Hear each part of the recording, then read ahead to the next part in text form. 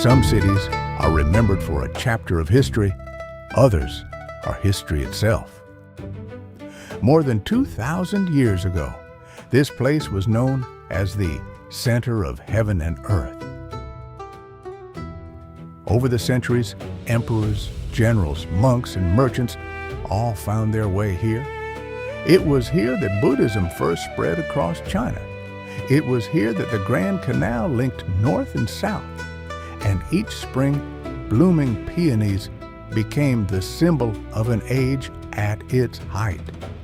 This is Luoyang, a city that witnessed the rise and fall of dynasties, a city chosen by history, again and again.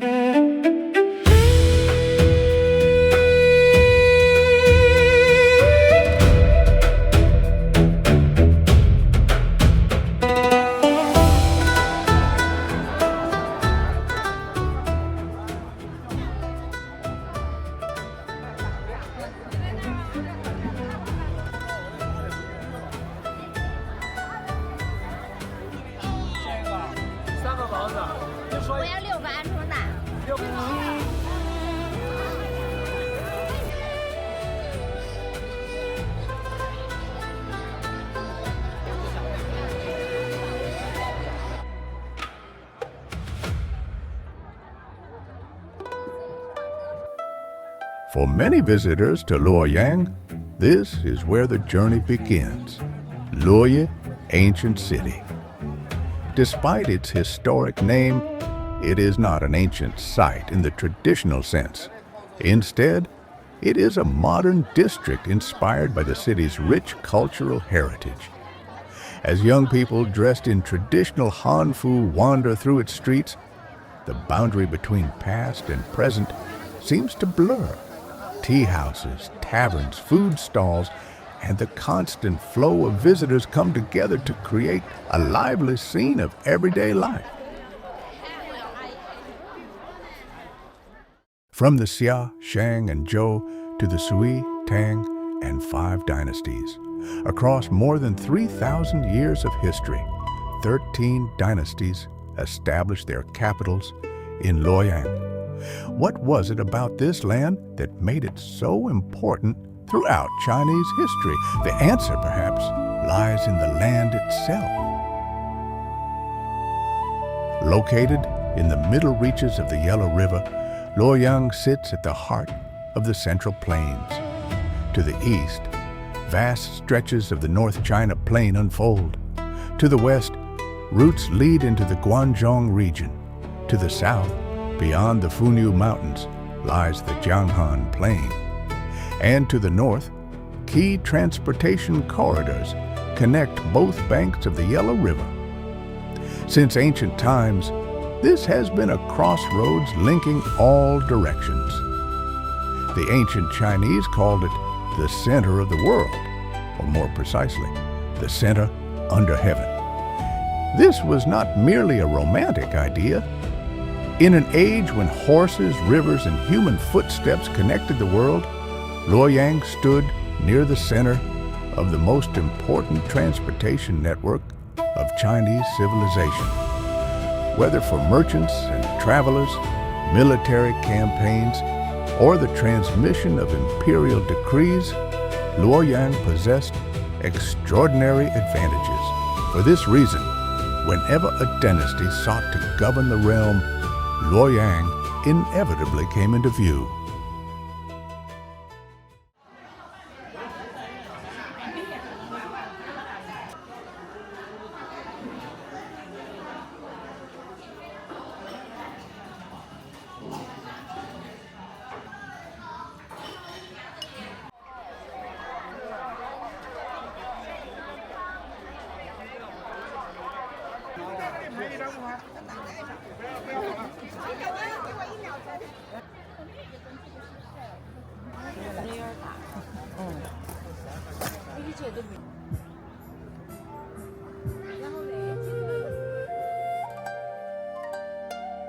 Today, when people think of Luoyang, they often think of peonies.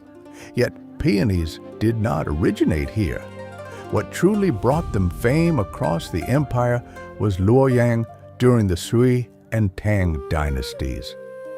As the eastern capital gathered wealth and talent from every corner of the realm, the peony gradually transformed from a medicinal plant of the mountains into a symbol of prosperity and grandeur. Elegant, magnificent, and richly colored, it reflected the spirit of an age that was confident, open, and flourishing. More than 1,000 years later, when spring breezes once again sweep across Luoyang, people can still glimpse the splendor of the Tang Dynasty in its blossoms.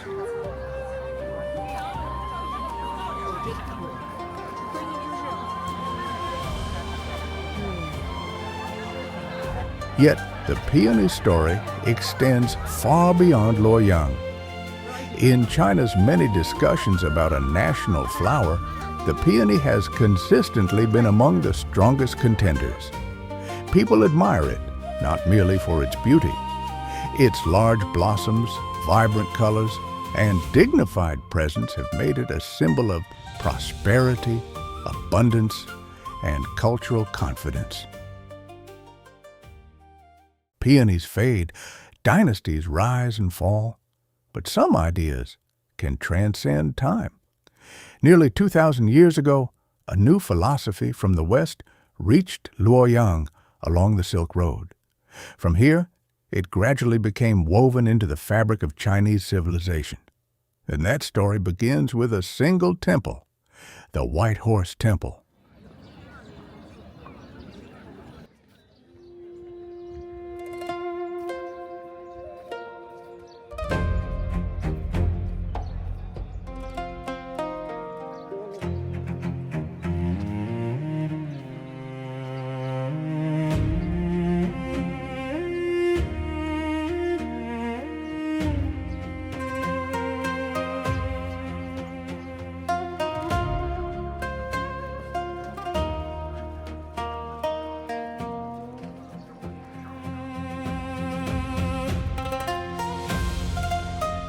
Among the many Buddhist temples in China, the White Horse Temple holds a unique place. Founded during the Eastern Han Dynasty, it is widely regarded as the first officially established Buddhist temple in China. It was here that Buddhism first took root in Chinese soil after arriving in Luoyang along the Silk Road.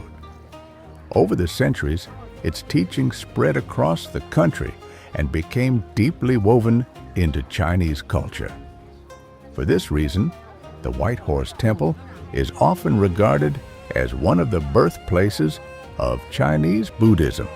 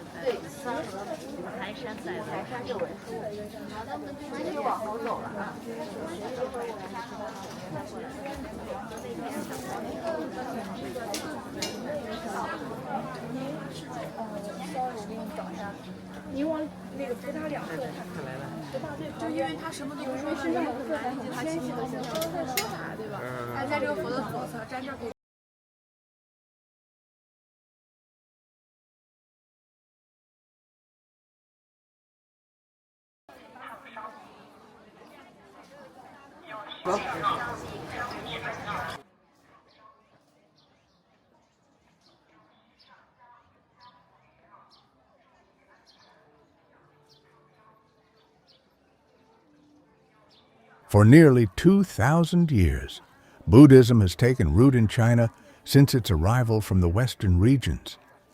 It inspired countless sculptures carved into grottos and shaped the spiritual world of generations of Chinese people. Yet, Buddhism does not belong to China alone. Originating in the lands around the Ganges River, it spread across East Asia, Southeast Asia, and far beyond.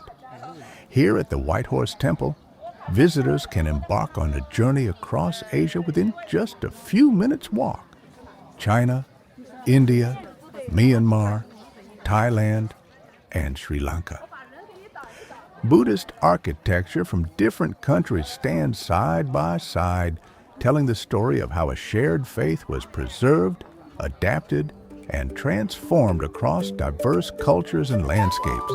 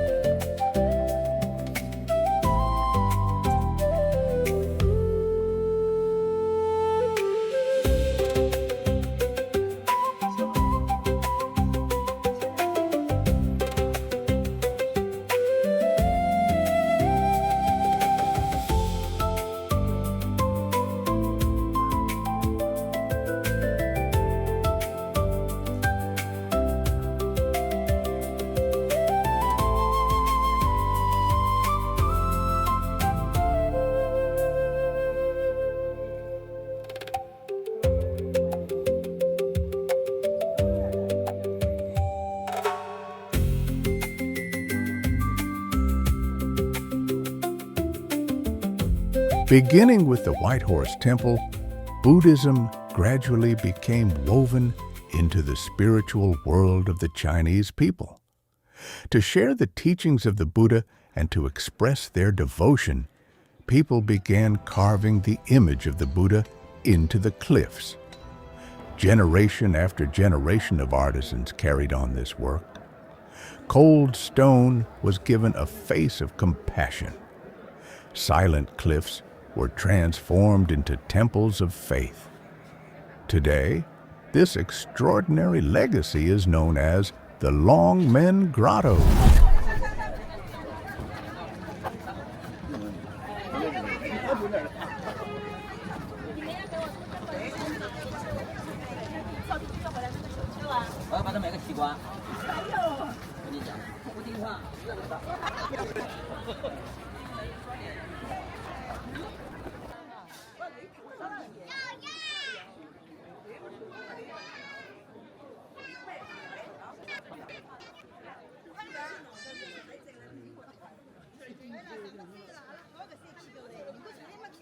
Among the more than 2,000 caves and over 100,000 statues of the Longmen Grottoes, the most famous is undoubtedly the Vairocana Buddha.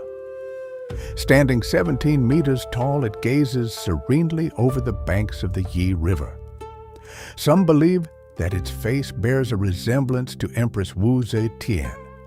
While there is no conclusive evidence to support this claim, it reflects an undeniable truth. The Longmen Grottoes reached their greatest flourishing during the age of Wu Zetian and the High Tang period. The confidence, openness, and grandeur of that era seem to have been forever carved into this tranquil face.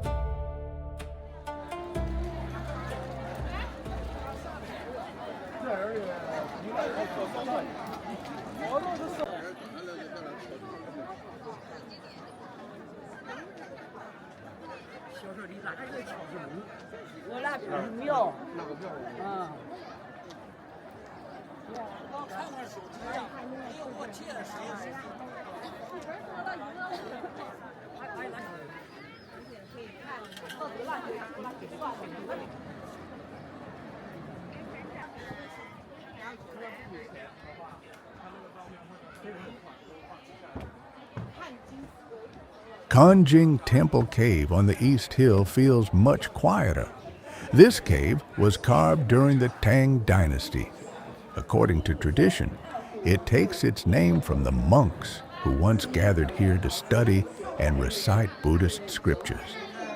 At the center of the cave sits a majestic Buddha figure, its full and serene features reflecting the maturity and confidence of Tang Buddhist art.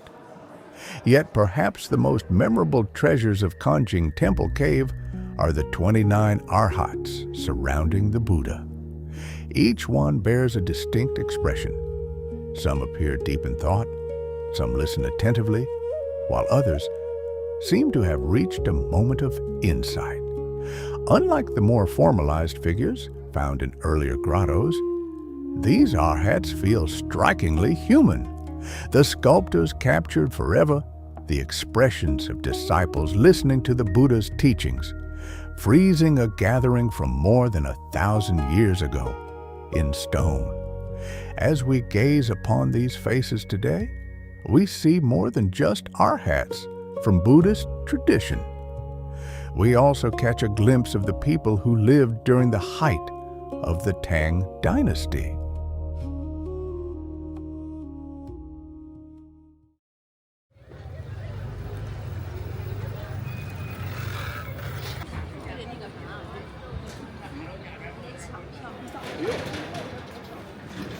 The story of 13 dynasties and countless generations is far too long to tell all at once. So for now, let's take a break with a bowl of Luoyang's famous beef soup. Once the soup is finished, we can take our time and talk about Luoyang. After all, the emperors are long gone, the beef soup remains. Perhaps that, too, is a kind of legacy.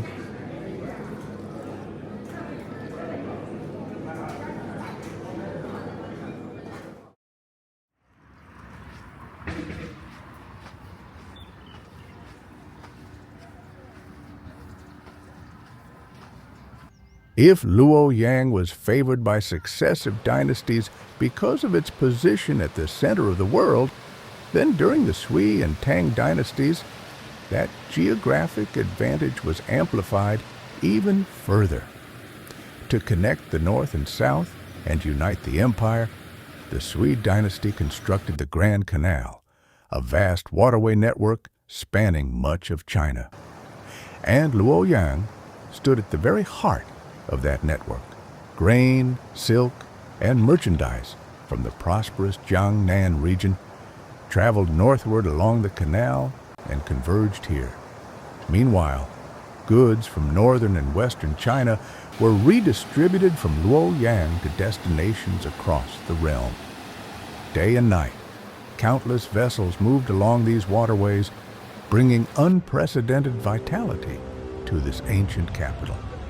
The Grand Canal not only transformed China's transportation network, but also profoundly shaped the destiny of Luoyang.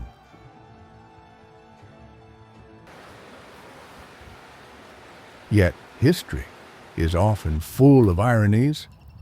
The prosperity brought by the Grand Canal was also quietly reshaping the course of China's history. As the economy of Jiangnan continued to flourish, wealth and population gradually shifted toward the southeast.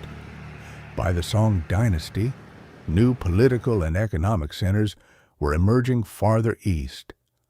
Luoyang, which had once thrived because of its position at the center of the world, still stood proudly in the heart of China, but it was no longer the irreplaceable center it had once been. The Grand Canal brought Luoyang its final great age of prosperity, while also heralding the arrival of a new era.